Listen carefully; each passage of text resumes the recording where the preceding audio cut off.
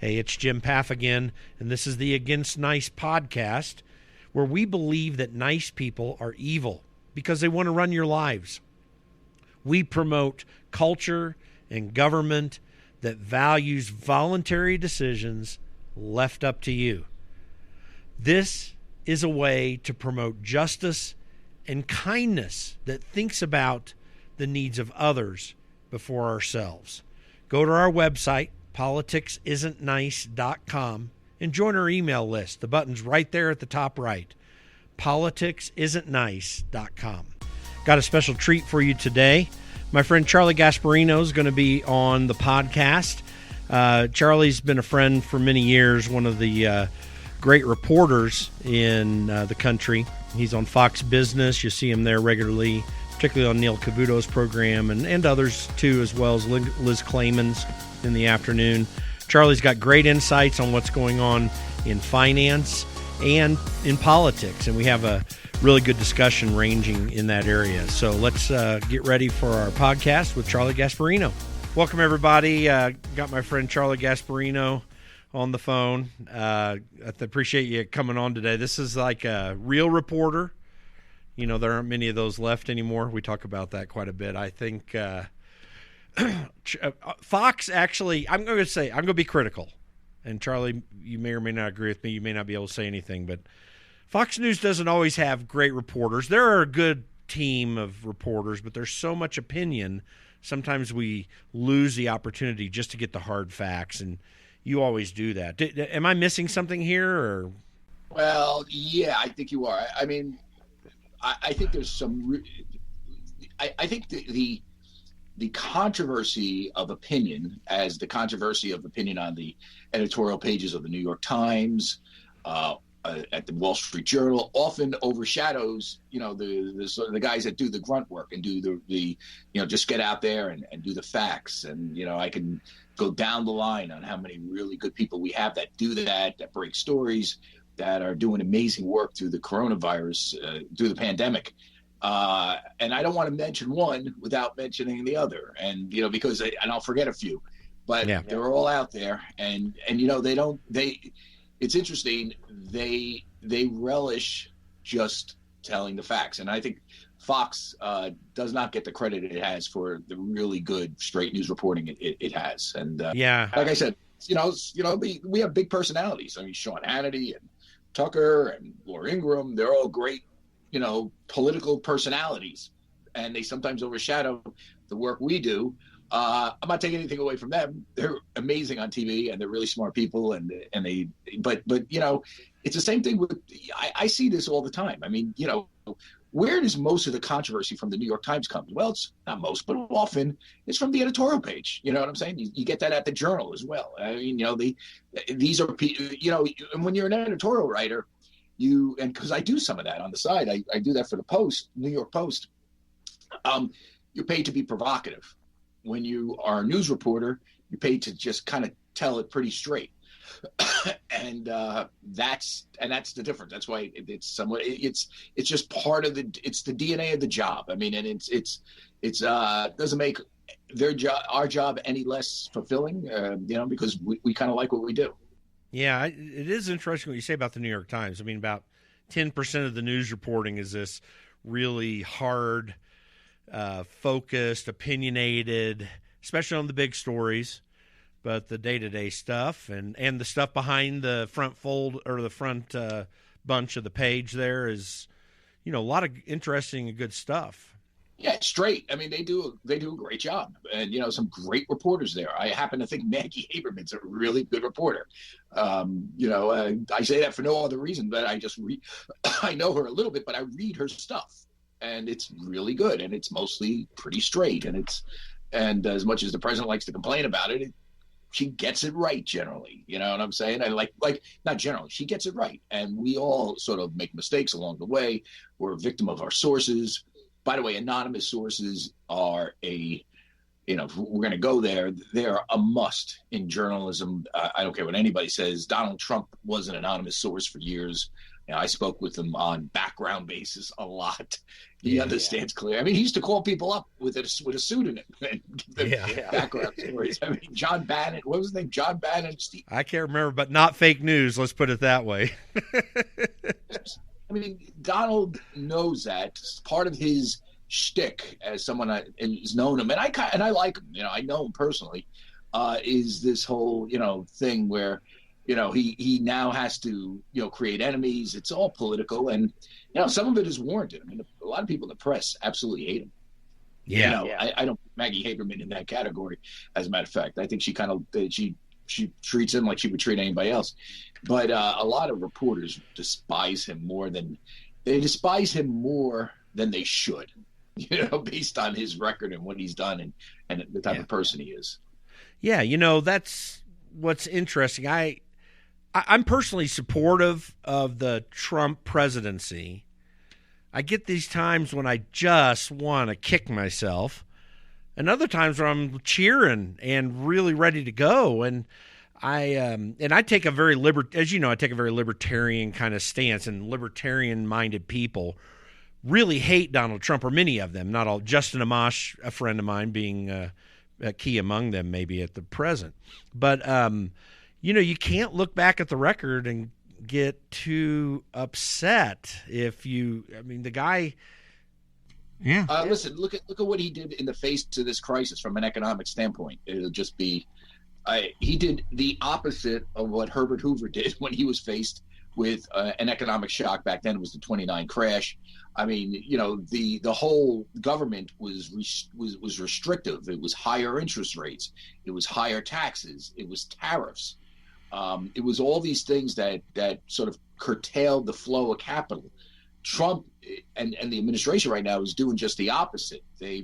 Thank God he's resisted a trade war and more tariffs with China. He knows now is not the time to go there. He has cut taxes. Obviously, he's given a lot of temporary relief. We have very low interest rates for obvious reasons. He doesn't directly control the Fed, but he has jawboned the Fed into doing that.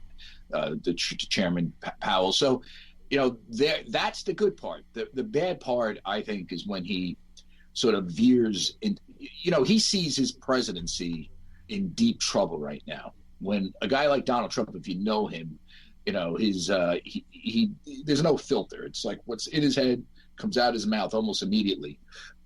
He is worried that he's going to lose, that this thing just got plucked away from him. He was going to do pretty good. The economy was strong, and then all of a sudden this hit. And he had some major missteps, no doubt. And he continues to sort of say things that is putting his presidency in very deep danger. And I'm not saying he's going to lose. The competition isn't exactly first rate this year. That's right. I'm telling you, he could lose to a guy that is hiding in his basement right now. For the simple reason is that he commits a lot of self-inflicted wounds. And if you know Donald Trump, that's him. There's a irrationally rash part about him. It always was. When he was a real estate developer, when he was a commentator, when he was, a real estate developer and businessman and I guess celebrity TV host, reality star, there was always an irrational rashness about him, and it pushes him in bad directions.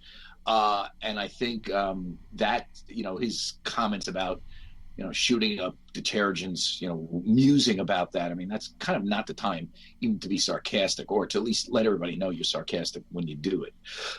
Well, notice the shift. Notice all the shift in D.C. right now. So he's back to having regular press conferences with his press secretary. The updates are less frequent and sometimes of a different nature. You are seeing him restrain himself. I think you're right. I mean, I think he notices all this, and they're making the adjustments.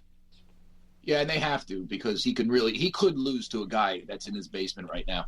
And I think, Americans, as much as they want to, even one of the problems that Trump is having right now is suburban women, particularly suburban white women. And he better hope that suburban white women vote that's moving against him, which it is concentrated in California and New York and places that he's going to lose anyway. Because if it's in the Midwest at all, if it's in certain states, he could get crushed here. And the problem is that there's a built-in people just have made up their minds about him, and I don't know if there's enough to overcome that. I mean, I'm not saying he's going to lose. Again, he's running against extremely weak opponent, and by the way, an opponent whose base is completely insane. I mean, if you listen to base Democratic voters, what they want to do, I mean, it is further to the left than anything President Obama wanted to do. I mean, they are talking about a radical reorientation of the economy, and maybe even government, because they want to get rid of the Electoral College. I mean, just look at the stuff they talk about. The left attacks Trump for wanting to cut taxes, and some of the other stuff he's done, which is pretty standard economic, right? Conservative economic theory. I mean, cutting taxes is just as standard on the right as raising them on the upper brackets is on the left. It's not out of the. It just is what it is. It's not out of the mainstream. What the Democrats, the base wants, is a real radical redistribution of wealth and a changing of our economy that goes way beyond Obamacare. Remember, Obamacare was bad, but it was essentially an insurance mandate. We have done stuff like that. You insurance companies have to do this and that and this and that. Government is going to fine you if you don't, and everybody gets insurance. They're going way beyond that. Forgiveness of loans, free college. It's all part, and it'll be interesting to see how that makes the platform. So remember, Joe Biden is a traditional Democrat, liberal Democrat his entire career, but his base is untraditional, and often the base dictates the platform at the convention and what you run on. Again, I have plenty of sources that are Democrats, high level, talk to Biden almost every other day. They're raising money for him, who tell me that he wants nothing to do with AOC, Alexandria Ocasio-Cortez, the sort of the firebrand New York Congresswoman that's leading the left, is a acolyte of Bernie Sanders, the socialist. They tell me that, but I don't know how you avoid it when they're that powerful and he has to kiss up to them to keep them in the fold that much, because they can bolt, then he loses his base. The other thing you have to realize, and I'll tell you, this will be interesting if we get out of this pandemic and we start opening up and the economy starts to improve somewhat, as we get close to the election, if it looks like Trump is locked in with his base 38% and Biden's going to win, or if it looks like Biden is ahead in the polls, just enough that it looks like he's going to win, does the market sell off? The markets are going to have to price in, even if Biden does not embrace the worst of Bernie Sanders and Elizabeth Warren and AOC. Elizabeth Warren is less radical than Bernie Sanders, let's face it. But he's going to raise taxes. He's going to impose a 35% corporate tax rate, take it up. Remember, they cut it from 35 to whatever it is now, 22. So I can't remember the exact numbers. That will have to be priced in the markets. Yeah. Corporations are going to have to pay more taxes. That's going to have an impact on corporate earnings, and you could see a stock market that declines because of that. Hey, by the way, we're already seeing corporate earning pressure right now. I mean, we could take another dip, even if Donald Trump looks like he's going to win. Yeah, I think if it looks like he's going to win, people will price in. People basically price in a further tax cuts, things like that. I just don't think that. I mean, we may have a deep recession. I get that. Remember, markets are forward-looking. I think that if it looks like he's going to lose, watch out in the markets. Yeah. And I tell you, it's increasingly likely, at least according to Wall Street guys, they think he's going to lose. Now, they've been wrong before. They thought Hillary was going to win. They did not see what he did in those 4 battleground states, how he outran her. That said, the Democrats are, just so you know, I know enough of these Wall Street Democrats to know they are prepared for hand-to-hand combat in Michigan, Pennsylvania, Wisconsin, and what was the other one that he won that he shouldn't have won? Pennsylvania, right? Did I say that? Pennsylvania. You said Pennsylvania.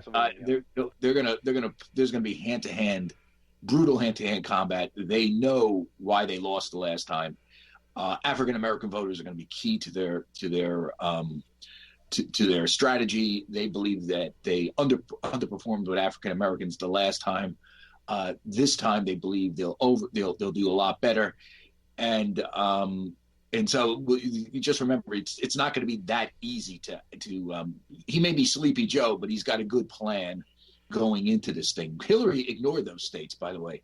Those purple states that Trump picked up, and they're not going to do that right now. But then you got a guy who can't really go out there and campaign. And then take a look. He has a natural affinity to African American voters. But there's also a connection growing and building. It's not massive, but it's growing and building with Donald Trump. He has made the case pretty effectively about what his economic plan has done in the African American community. I've never seen a president have more African American advocates that will go out and speak publicly for him, either directly, many of them, sometimes indirectly, like Bob Johnson of Black Entertainment Network. This is a lot different dynamic that even Biden's had to deal with. Now, again, he's going to do well there. He has a natural affinity, but it's just a different thing. When you go back to, I think the problem is that, I hate to say this, who am I? I'm just some reporter, but the people I talk to, African Americans in the Democratic Party, will tell you that Bob Johnson's following is it's nothing compared to Jim Claiborne's following.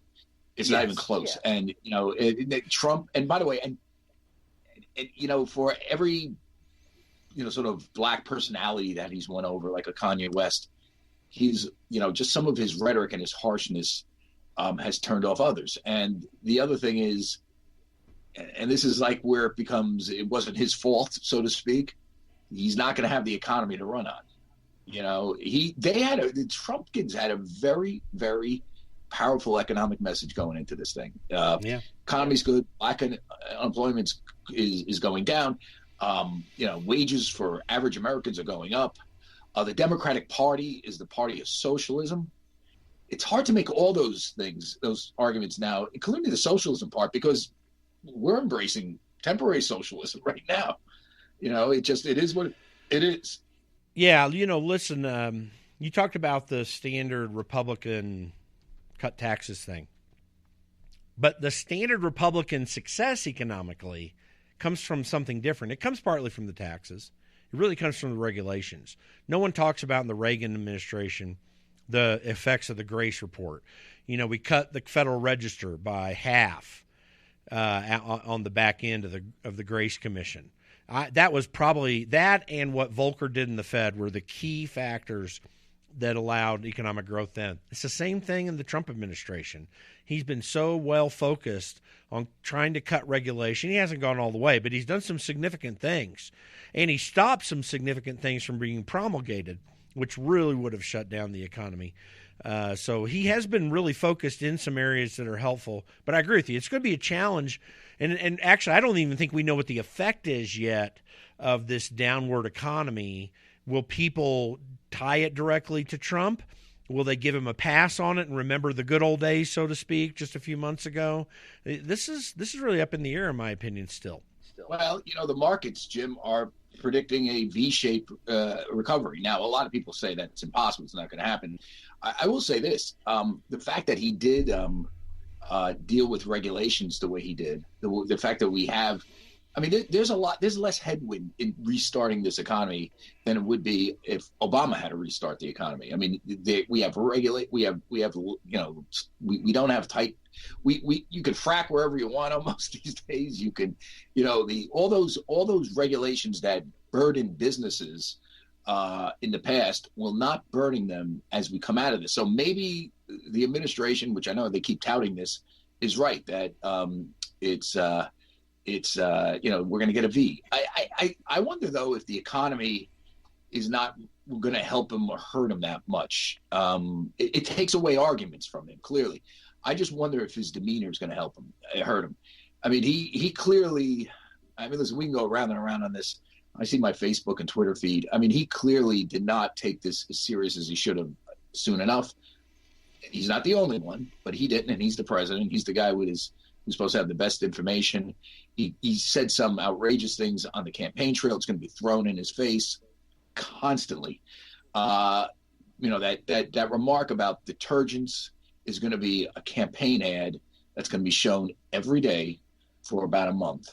And then it's going to come down to, and even if Joe Biden hides in his basement, it's going to come down to, do you trust this guy who, may fumble his words, can't get a sentence out because he's dyslexic or he stutters, or you're going to trust a guy that literally talked about shooting detergent. And there's a way of framing this where, listen, you and I are swimming in politics all the time. We kind of think about this. Most people aren't, okay? Most people are, the last minute, are going to make a decision. And here's the thing. I tell you about the 35% corporate tax rate.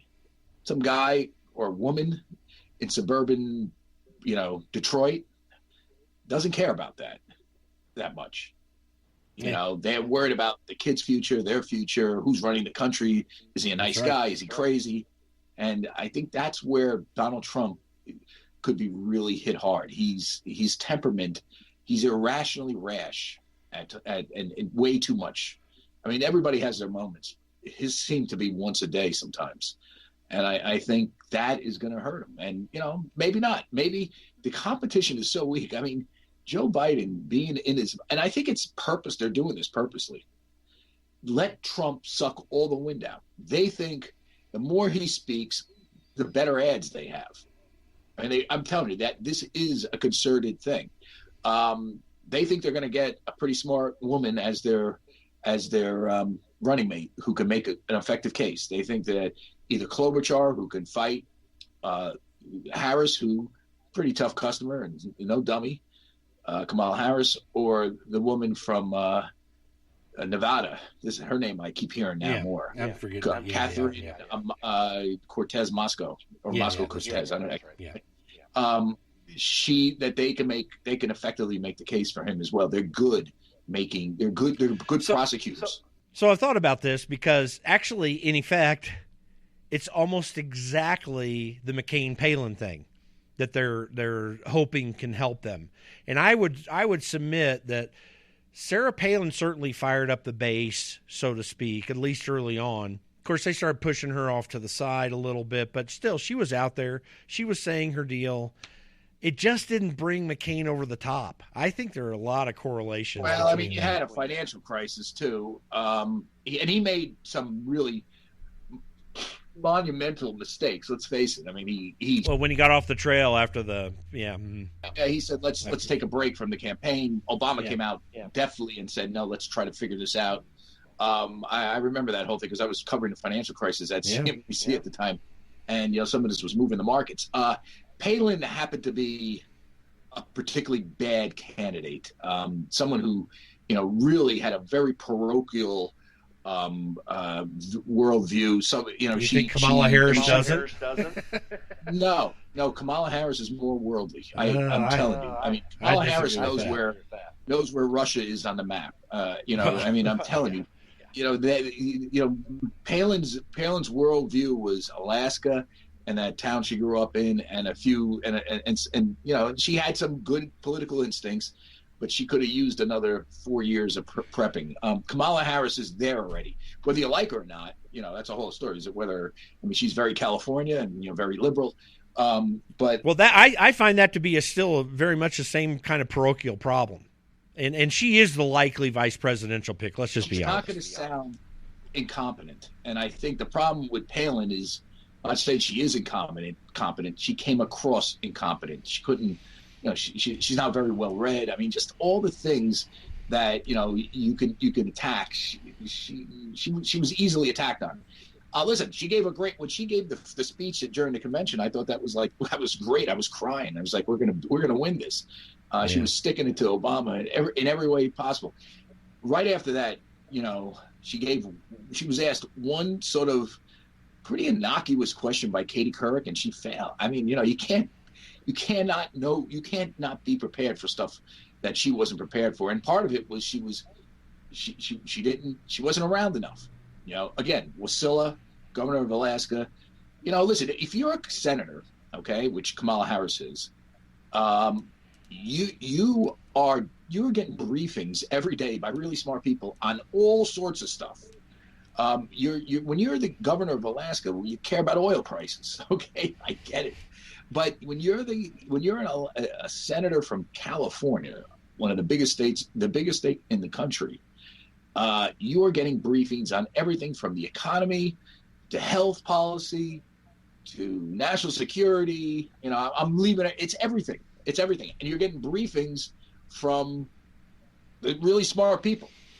That in of itself is going to prepare her better for the job than make her light years ahead of Sarah Palin. And so I think she's going to be prepared from that. I mean, you just might not like her politics. I mean, she might be too left wing, too strident. I mean, I don't know. I thought she took some real cheap shots at Biden during the debates. That's probably why a lot of people in the Biden campaign believe that it's going to be Klobuchar or Val Demings of Michigan. You get a Midwestern woman, it helps solidify. I mean, they're going to win. The Dems are going to win California. We don't have to worry about that. They don't have to worry about that. It's Michigan. It's Minnesota almost went Republican the last time. And Klobuchar gives them that. And then the question is, who's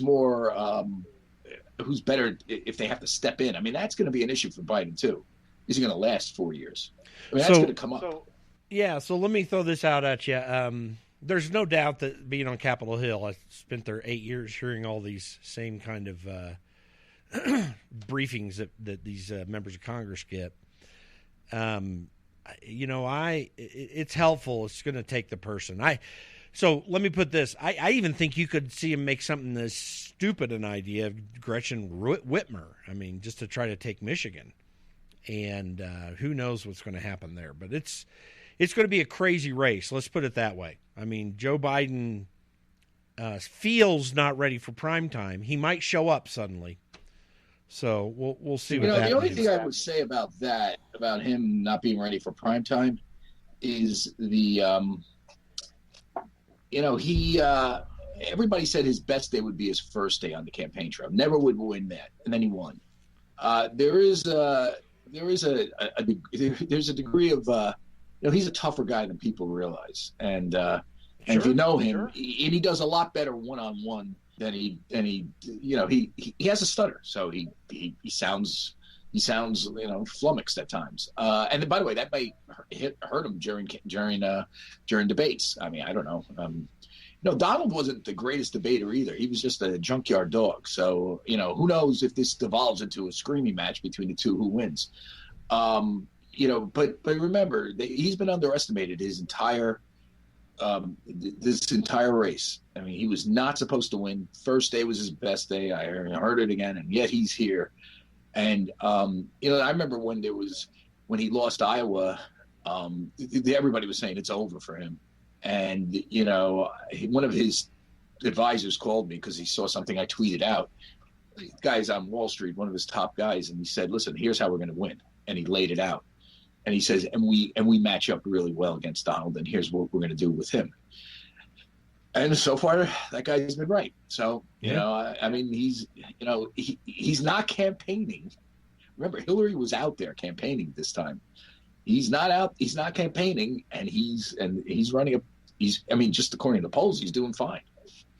Hey, so let me shift gears here because part of what's going to be laying out in the next few months is what's going to be happening in the markets. And you talked about potential reactions. But a broader or more specific question in my mind is, you've been doing financial reporting all the way through the shift to greater and greater increase in computer trading. Are we in a place right now where the standard ways to look at the stock market, you might as well just throw them away because these computers are making all the AI decisions, so to speak?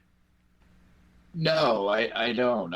They're making AI decisions based on pretty standard ways. They just do it faster, more efficient, and in more volume. So that's why you see the sort of swings. But computers aren't saying that, just because they're not saying buy a stock because that's underperforming. You know what I'm saying? They're trying to figure out those stocks that will overperform in this environment, and then they rapidly make that bet. And remember, even before computers, daily moves in the stock markets were very imperfect. The random walk down Wall Street was random.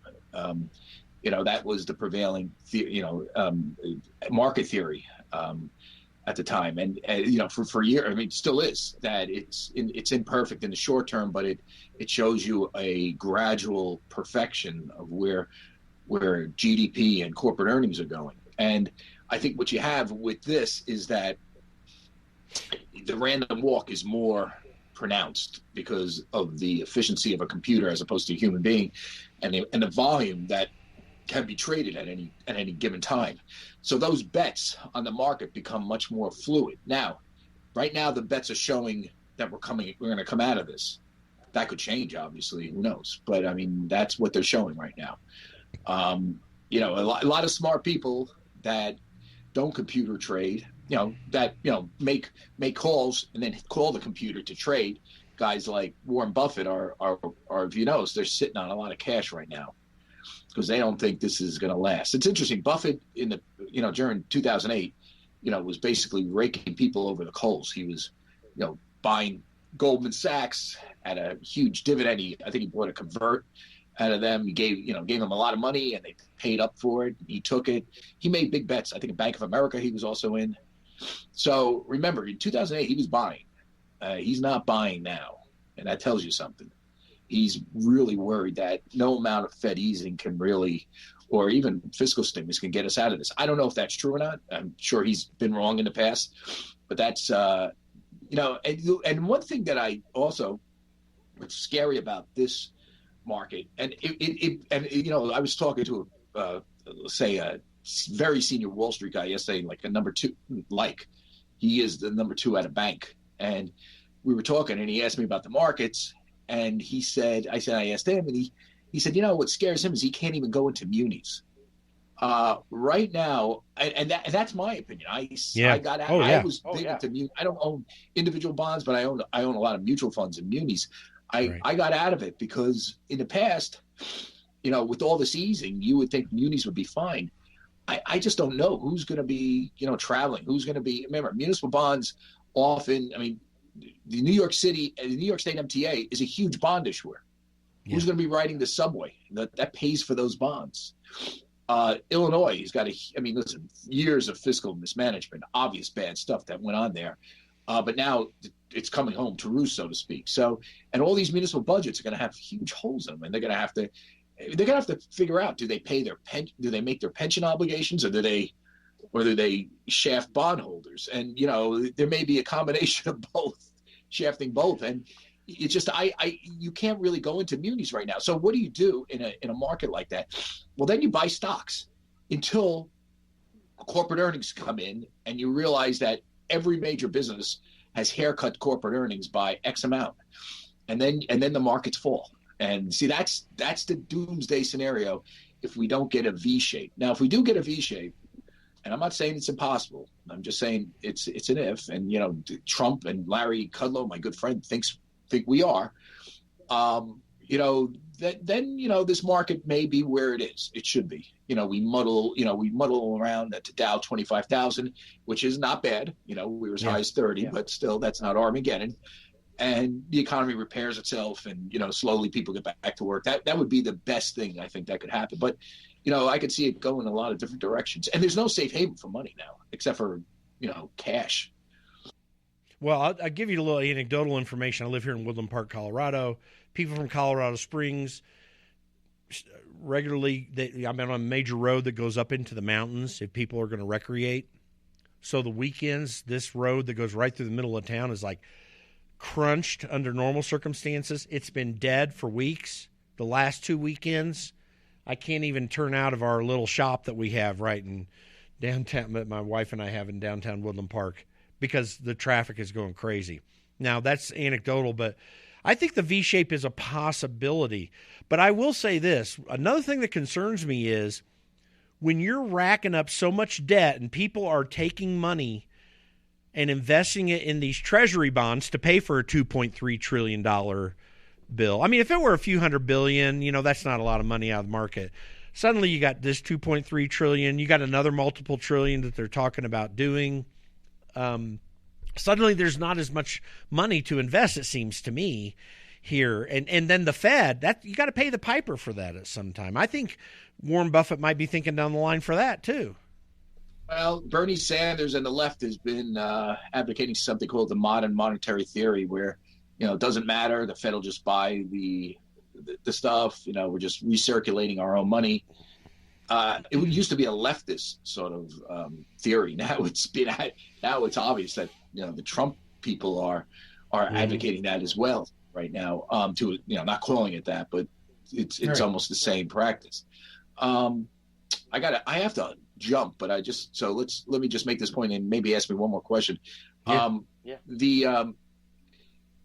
don't know how we've been fretting about deficits forever, and the piper hasn't been paid yet.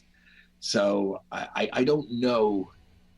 I just don't know how it's how this is going to shake out. Will it really matter in the long run? Is the U.S. economy so dynamic and so big? When you take the shackles off, does it grow? Can we repay this, as we grow? I mean, that was the whole theory advocated by Kudlow and Mick Mulvaney and the rest of them when the Trump administration began, and Mnuchin as well. And so there's two ways of looking at it. Or will there be a reckoning where people say, well, this country is not living within its means. No, it's not living within its means. We don't think we're going to ever get repaid this debt, and we're backing off. By the way, that's what led to the 1970s New York City fiscal crisis. The banks literally stopped buying New York's debt because New York's budget was in such disarray that no one thought they'd get repaid if they didn't stop and put the hammer to New York City and make New York City, basically restructure its entire balance sheet. That could happen here. It ain't happening yet. Remember, as screwed up as we are, everybody else is more screwed up. So when you're the tallest midget in the room, people buy your debt still because it's a safer haven. But when you get a 100% GDP to debt ratio, which we haven't had since World War II, that becomes a big issue. In my house, if I have 100% debt, that's tough. I know. It's scary. I'm just saying that I don't know if it matters right now. Yeah. It's going to matter sometime. I'm just curious. Cap it off. Where are we going from here? Financially, are we going to beyond that particular thing? Are we going to get back to normal? Is it even possible? That's what I'll leave you with. I think a lot of it has to do with, do we find a vaccine for the coronavirus? Do we make pandemics planning for pandemics? I think that this is one of the good things that are coming out of this. Planning for this sort of, emergency is going to be like key to, I'm sure that'll be an issue for the presidential race. My brother's an emergency, is an ICU specialist, critical care specialist, runs the ICU at Brooklyn Hospital. He will tell you that despite what is being said on cable TV, there's really not a great treatment for this disease. Hydroxychloroquine has been bandied about. He shot it up in a lot of people. He can't tell if it's the vitamin C that he puts in those cocktails he shoots people up with, or the hydroxychloroquine that's helping people. And people do get better from coronavirus, just so you know, or if it's just because they're getting better. That said, we're probably gonna change the way we live going forward until a vaccine or a cure is found, and maybe a treatment. The kind of scary thing is AZT for AIDS came on the scene around 88, 89. The cocktails that have basically turned AIDS from a deadly disease to something that's very manageable did not come until 94, 95. Now, that's 6 years. Medicine has made tremendous advances right now on everything from cancer. I mean, you'd be surprised at people that are surviving with certain types of cancers that have killed you in the past because of these advances. So I kind of think we're going to have a treatment for this, and so does my brother. It's good. Something's going to come, and this will be a manageable thing going forward. And we're going to have to prepare for the next one. And it was, But I think the thing for the economy is this. There's a ton of fiscal and monetary stimulus pumped in. The Trump administration has not increased regulations. Maybe that combination gets us out of this faster than anybody realizes. We have a V shape, and if we do have a V shape, I don't know if it matters that much if Trump is advocating shooting up Lysol. I mean, yeah, I agree. People getting back to work. People say, "Wow, why change horses now?" I mean, that's kind of, I think, where we are, and it's unknowns. It's going to be an interesting 5 or 6 months.